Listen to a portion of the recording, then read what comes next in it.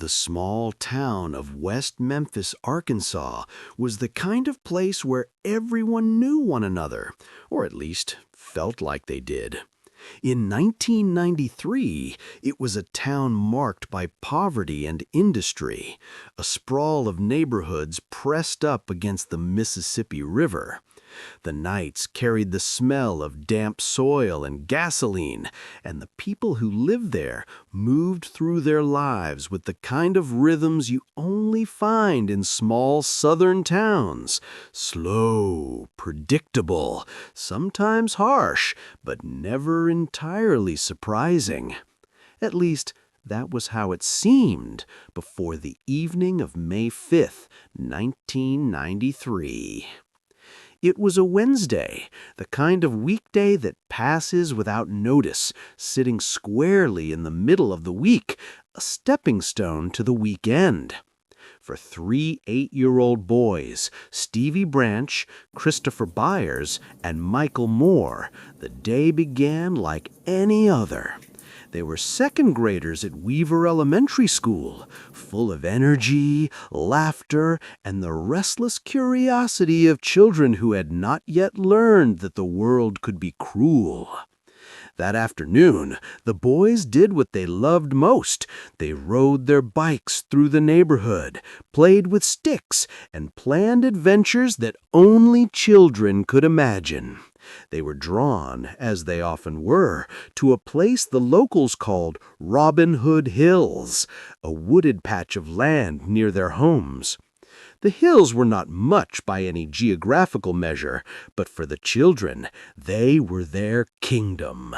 Thick trees offered hiding places. The muddy creek winding through gave the promise of exploration, and the railroad tracks that ran along the edge provided the illusion of danger without the boys fully understanding it. But as the sun began to set that evening, the boys never returned home. Their parents grew worried, then frantic. Calls were made to neighbors, the police were alerted, and in the hours that followed, the town of West Memphis would change forever. The search began with flashlights cutting through the darkness. Parents and neighbors walked the streets calling the boys' names. Police officers combed the nearby fields, though many of them believed at first that the children had simply wandered off and would return by morning. It wasn't unusual for boys to push curfews, to get lost in games, to make their parents wait. But as the night deepened and there was no sign of Stevie, Christopher, or Michael, the fear in the air grew heavier. Mothers cried on porches, fathers clenched fists in frustration. The following day, May 6th, police widened their search. Volunteers joined in. The wooded area of Robin Hood Hills became the focus, as many neighbors said that's where the boys loved to play. The woods were thick, the creek water murky and foul-smelling. It was there, in that patch of earth, that one of the searchers spotted a small black shoe floating in the ditch water. What followed would scar the community. The bodies of all 3 boys were found submerged in the muddy creek, their clothes stripped, their young limbs bound with shoelaces. Their injuries were horrific, bruises, cuts, and signs of violence that suggested something far more sinister than an accident. The police officers who first pulled the boys from the water struggled to contain their emotions.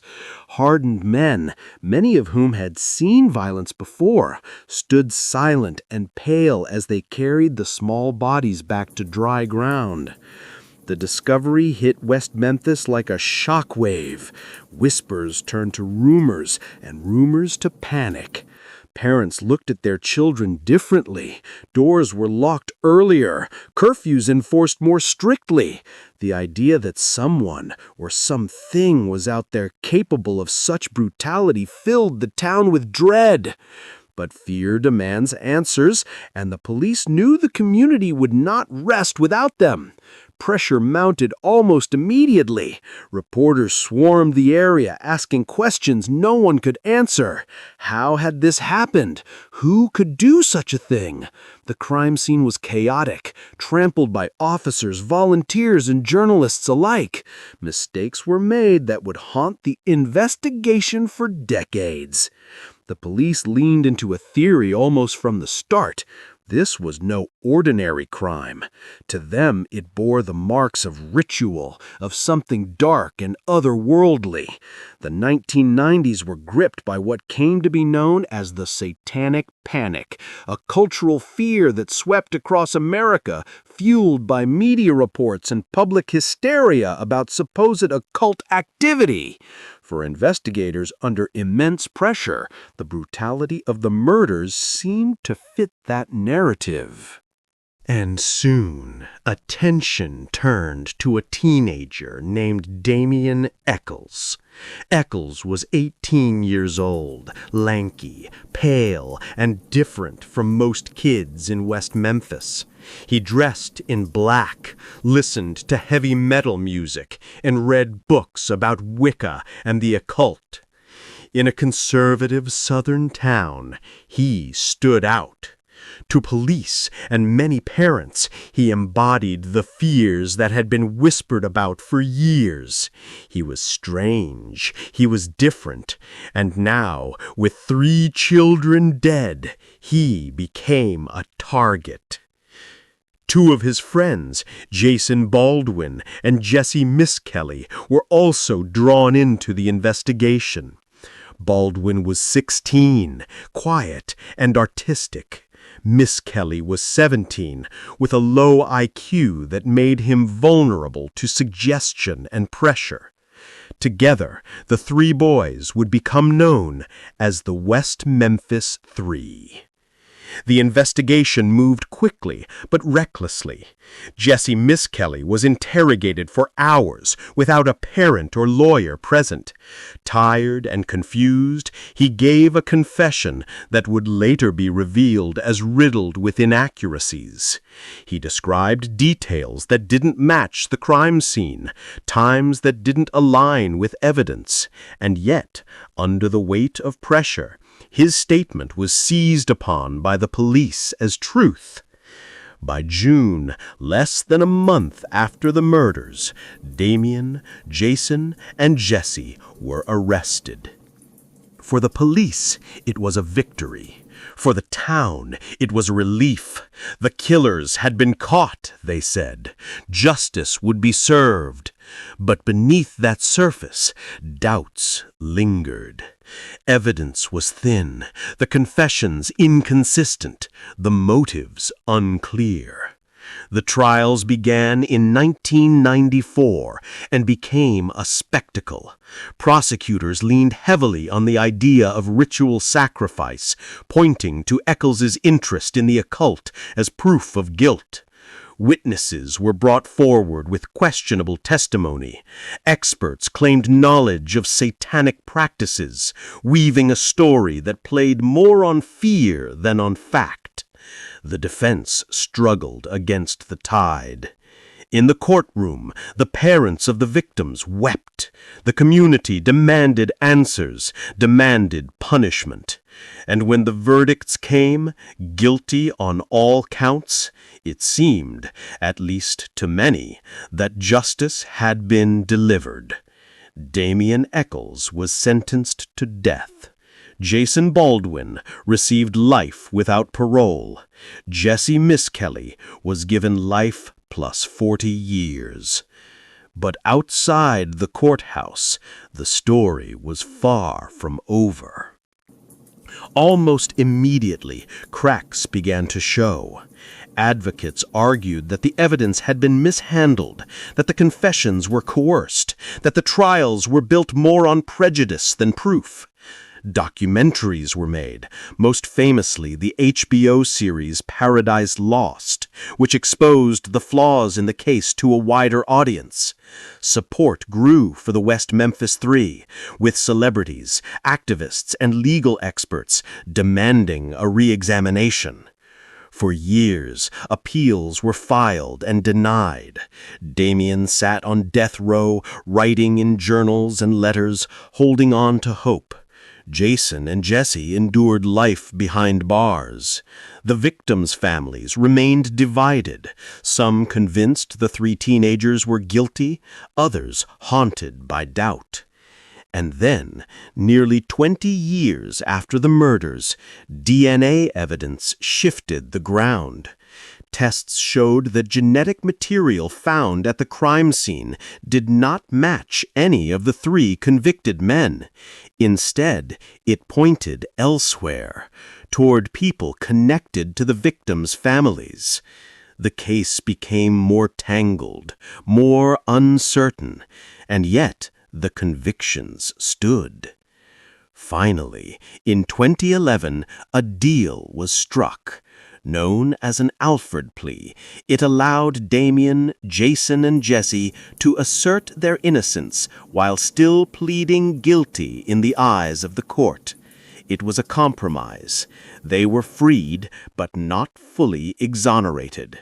The state could close the case, the men could walk out of prison, but the truth, what really happened that night in Robin Hood Hills, remained elusive. The release was met with celebration by supporters and outrage by those who still believed in their guilt.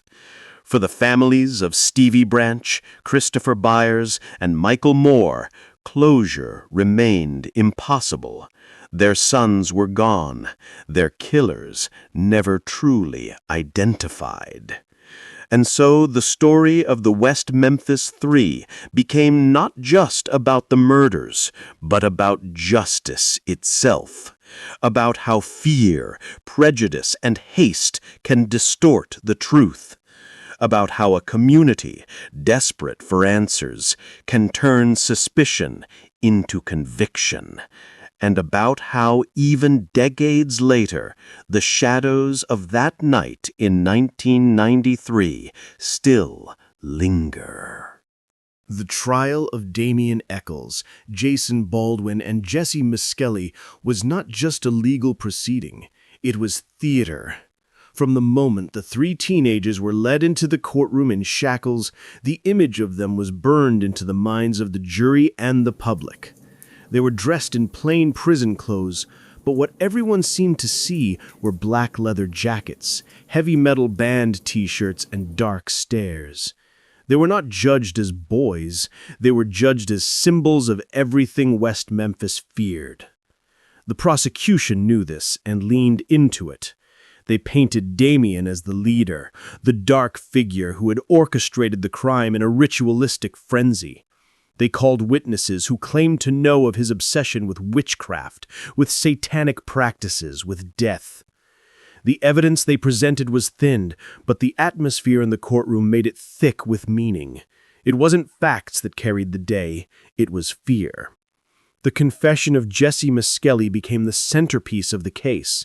Though it was riddled with inconsistencies, wrong times, incorrect details, contradictions with physical evidence, the jury heard it as a story that fit. A boy, simple-minded and nervous, confessing that he and his friends had taken part in something unholy. What they didn't hear was the hours of pressure, the leading questions, the exhaustion that bent Jesse until he said what the police wanted to hear.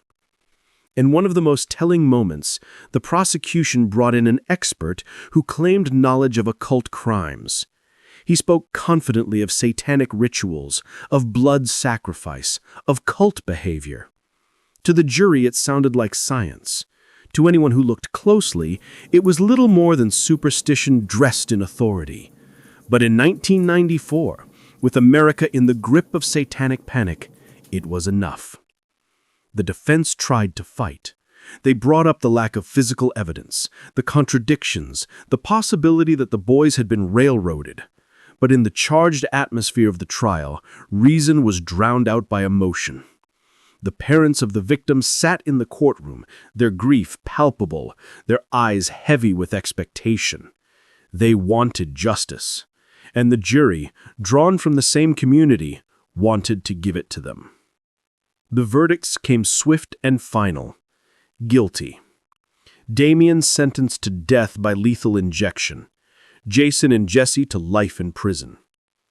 It was the end of the trial, but the beginning of something larger, a controversy that would stretch across decades. After the verdicts, life in West Memphis did not return to normal. Instead, it settled into a new rhythm of unease. For some, the conviction of the West Memphis Three brought relief. They believed the killers were behind bars, that their children could sleep safely again. But for others, doubt grew louder. They whispered about the holes in the case, about the evidence that didn't match, about the feeling that maybe, just maybe, the real killers were still out there. In 1996, HBO released the first installment of the Paradise Lost documentary series. It was raw, unflinching, and devastating. For the first time, people outside Arkansas saw the trials not as a story of justice, but as a tragedy of error. The cameras captured the chaos of the investigation, the weaknesses in the evidence, the prejudice that hung over every courtroom exchange. They showed Damien not as a monster, but as a boy. Angry, yes. Rebellious, yes, but human. They showed Jason as soft-spoken, artistic, more interested in drawing than in destruction. And they showed Jesse as confused, childlike, pulled into something he could not understand.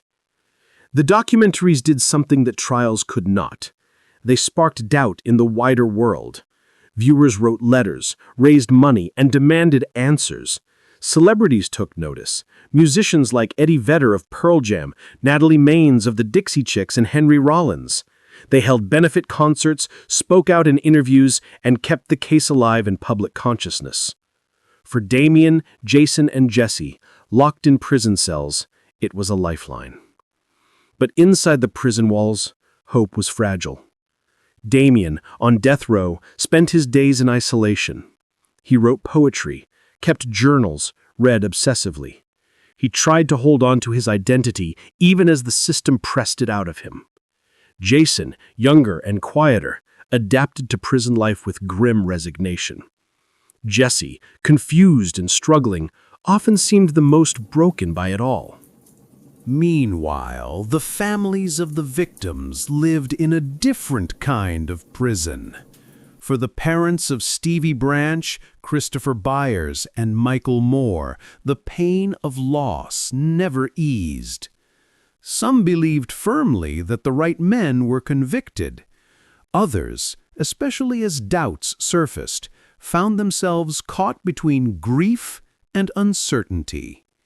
What hurt most was the lack of clarity, the sense that even in their sorrow, the truth had slipped away. The years passed and new evidence emerged. By the early 2000s, advances in DNA testing brought the first real cracks in the state's case. Hairs and fibers from the crime scene were tested, and none matched Damien, Jason, or Jesse. Instead, a hair consistent with Terry Hobbs, the stepfather of Stevie Branch, was found on one of the shoelaces used to bind the boys. Another hair, linked to a friend of Hobbs, was found near the scene. It was not definitive proof, but it raised questions the state could no longer ignore. Supporters of the West Memphis Three seized on this.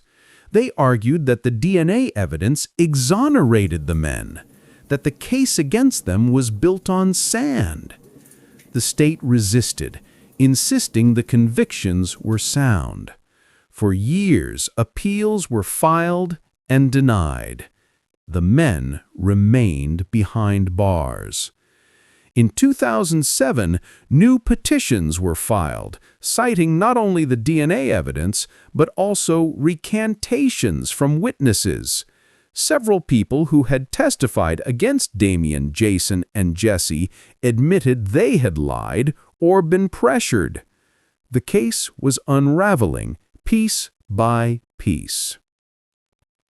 By 2010, momentum had shifted. The Arkansas Supreme Court ordered a new evidentiary hearing, one that could potentially overturn the convictions. For the first time in nearly 2 decades, it seemed possible that Damien, Jason, and Jesse might walk free. But the state of Arkansas faced a dilemma. If the convictions were overturned outright, it would be an admission of catastrophic failure. It would open the door to lawsuits, to accountability, to a reckoning the state did not want. So, prosecutors offered a deal, the Alford plea. Under the Alford plea, the men could maintain their innocence while still pleading guilty.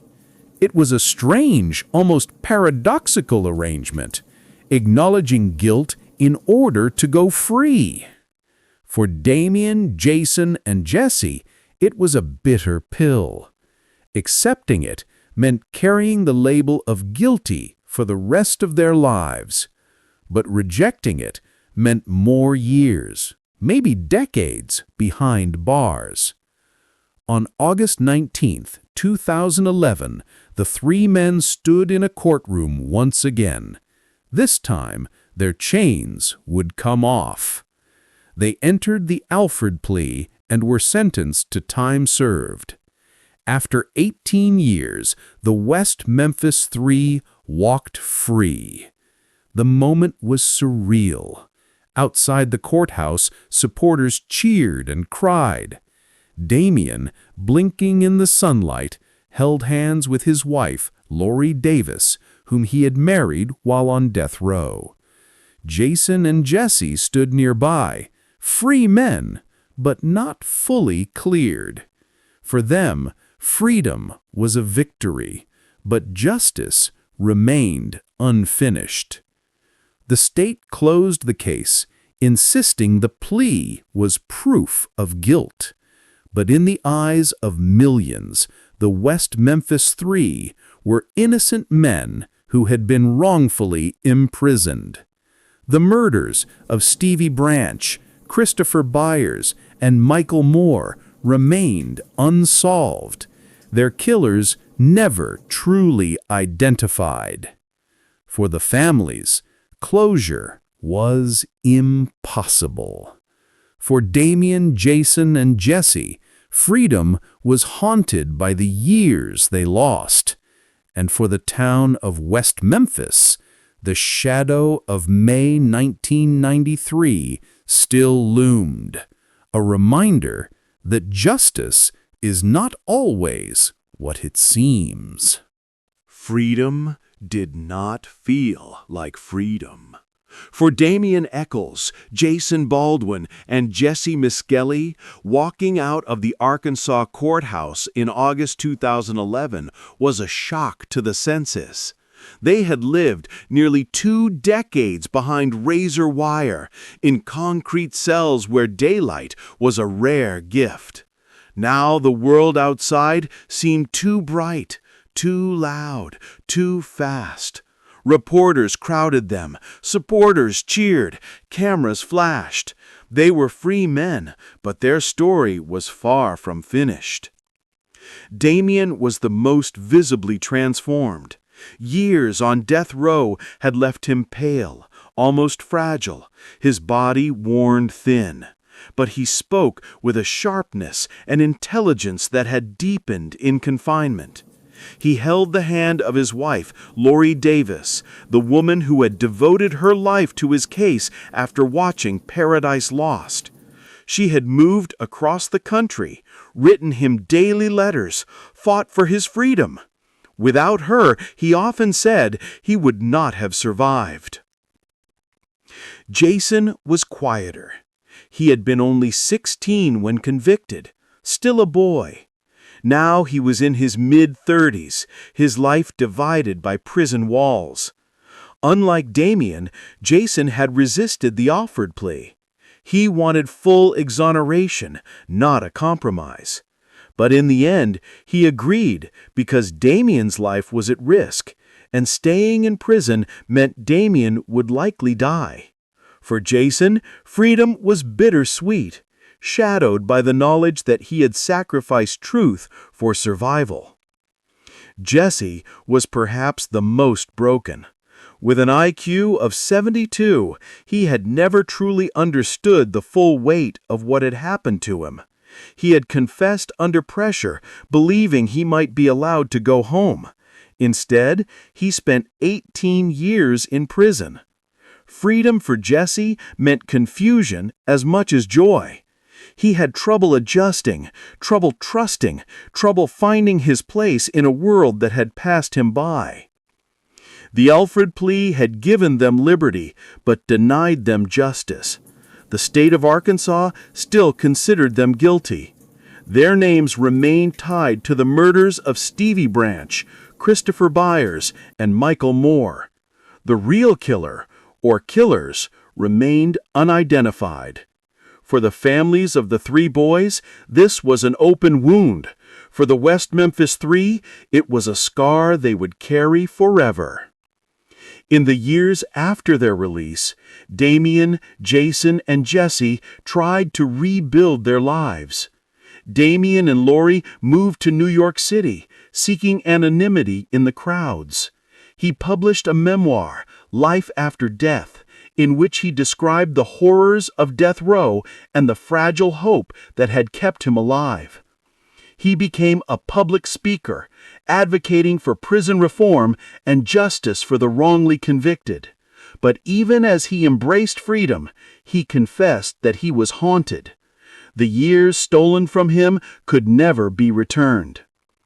Jason Baldwin, less comfortable in the spotlight, dedicated himself to advocacy as well. He co-founded the group Proclaim Justice, working to help others who had been wrongly convicted.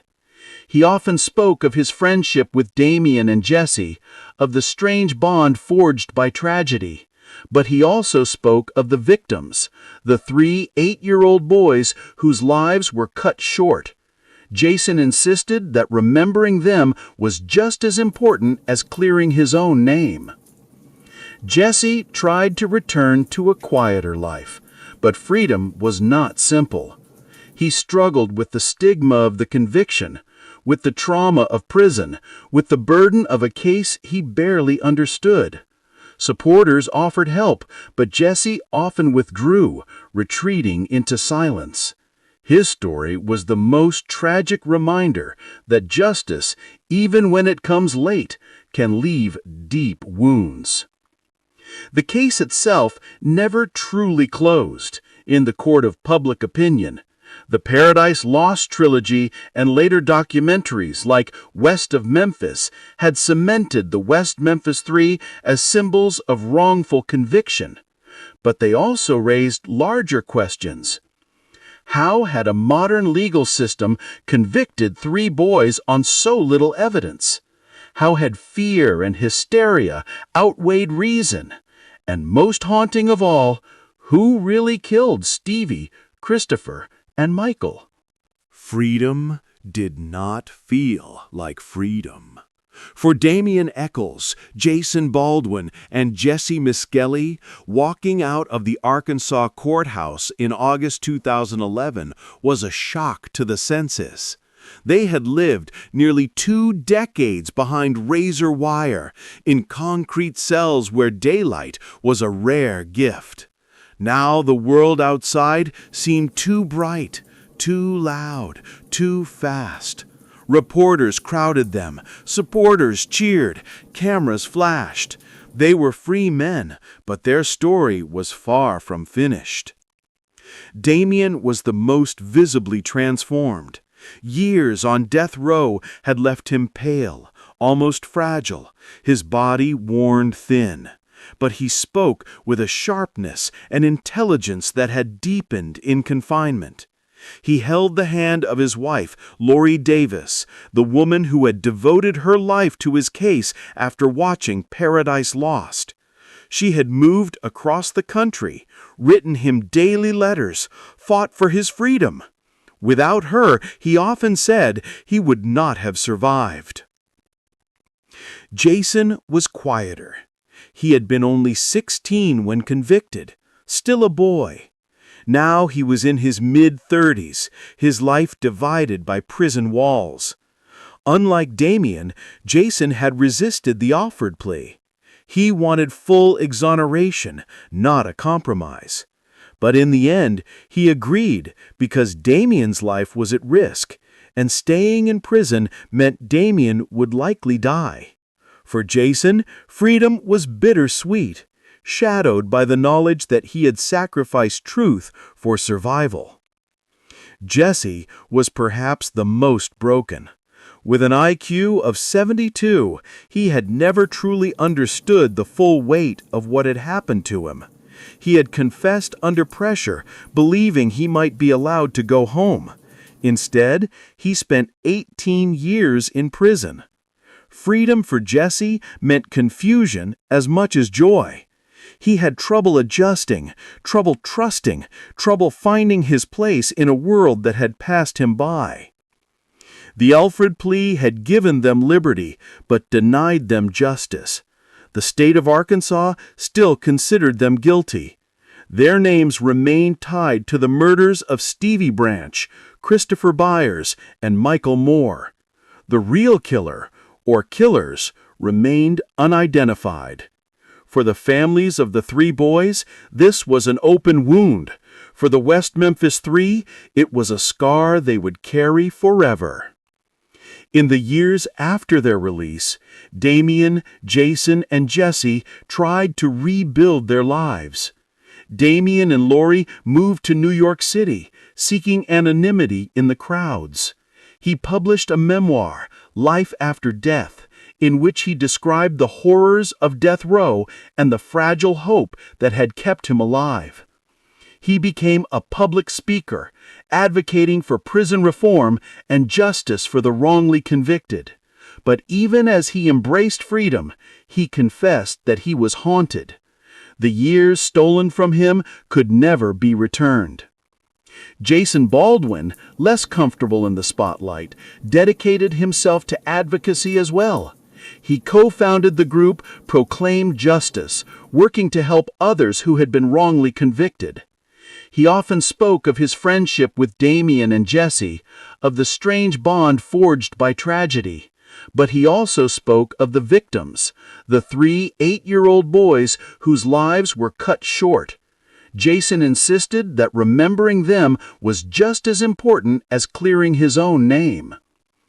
Jesse tried to return to a quieter life, but freedom was not simple. He struggled with the stigma of the conviction, with the trauma of prison, with the burden of a case he barely understood. Supporters offered help, but Jesse often withdrew, retreating into silence. His story was the most tragic reminder that justice, even when it comes late, can leave deep wounds.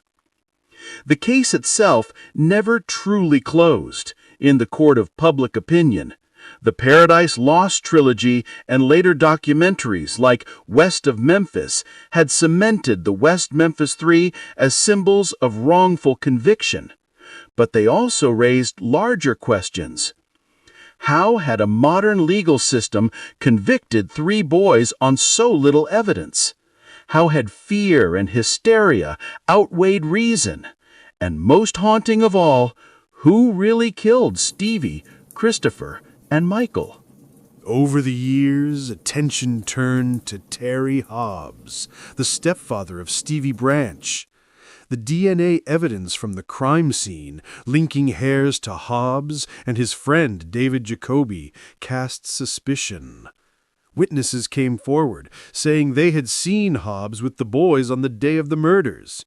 Others described his history of violence, particularly toward his wife and family.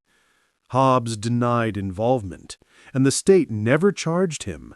But for many, the suspicion lingered like smoke that refused to clear. The families of the victims were divided. Pam Hobbs, Stevie's mother, once supported the convictions of the West Memphis Three.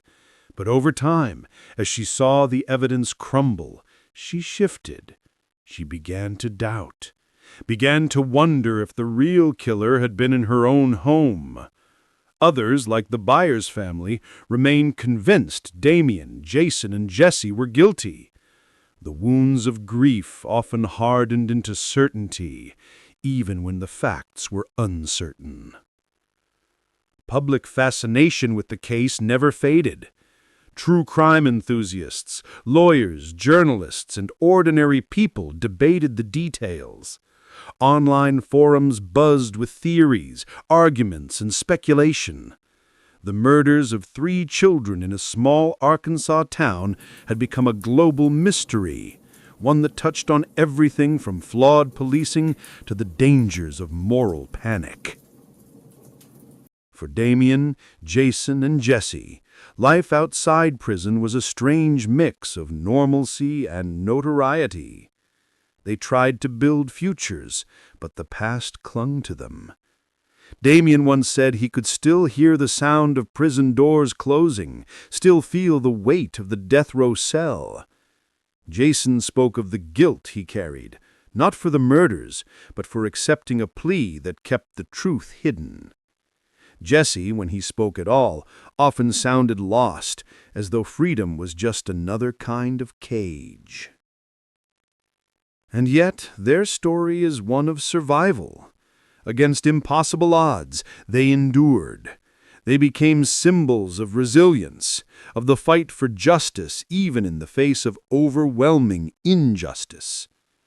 Their case exposed flaws in the system, inspired reforms, and reminded the world that guilt and innocence are not always as clear as a verdict.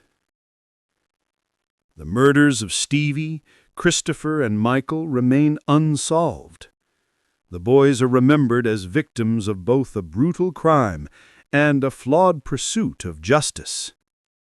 The West Memphis Three are remembered as victims, too, of fear, of hysteria, of a system that failed them. In the end, the story is not one of resolution, but of questions that remain. What happened in May of 1993 in those woods? Who took the lives of 3 children? Why did a community choose to see evil in 3 teenagers instead of looking deeper? Nearly 30 years later, the answers remain elusive. The case stands as a cautionary tale, a reminder of how quickly fear can blind justice, how fragile truth can be in the hands of those who shape it, and how even freedom can carry the weight of chains. The West Memphis Three walked out of prison, but the shadow of the murders never lifted. Their lives are proof of survival, but also proof of loss. And for West Memphis, Arkansas, the name still carries a chill, a story of innocence stolen, of justice denied, and of a mystery that refuses to fade.